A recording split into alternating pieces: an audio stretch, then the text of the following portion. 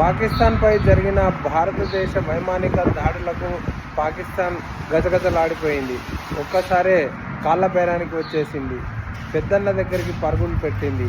కుర్రో మొర్రో అంటూ మమ్మల్ని రక్షించాలంటూ అమెరికా అధ్యక్షుడు ట్రంప్ కాళ్ళ మీద పడేసి భారత్ నుండి మమ్మల్ని రక్షించండి అని చెప్పి వేడుకుంది. ఈ నేపథ్యంలో ట్రంప్ సీజ్ ఫైర్ ఇరు దేశాలు పాటించాలని చెప్పడంతో సీజ్ ఫైర్ ప్రధానమంత్రి ఆదేశించడం జరిగింది. కానీ ఈరోజు త్రివిధ దళాల ఆధిపత్యులు మాత్రము ఈ 3 రోజుల పాటు జరిగిన యుద్ధం యొక్క వివరాలను వెల్లడించారు.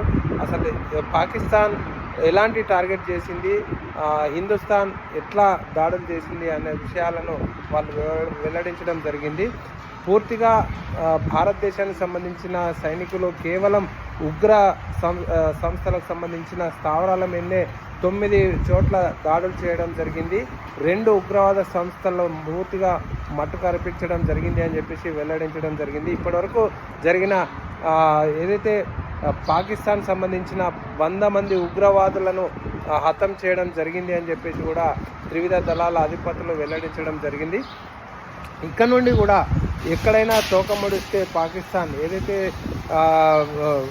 యుద్ధానికి మళ్ళీ పూనుకుంటే ఖచ్చితంగా వైమానిక దాడులతో పాటు త్రివిధ దళాలు దాడులు చేయడానికి సిద్ధంగా ఉందని చెప్పేసి భారత్ సంబంధించిన సైనిక అధికారులు వెల్లడించడం జరిగింది.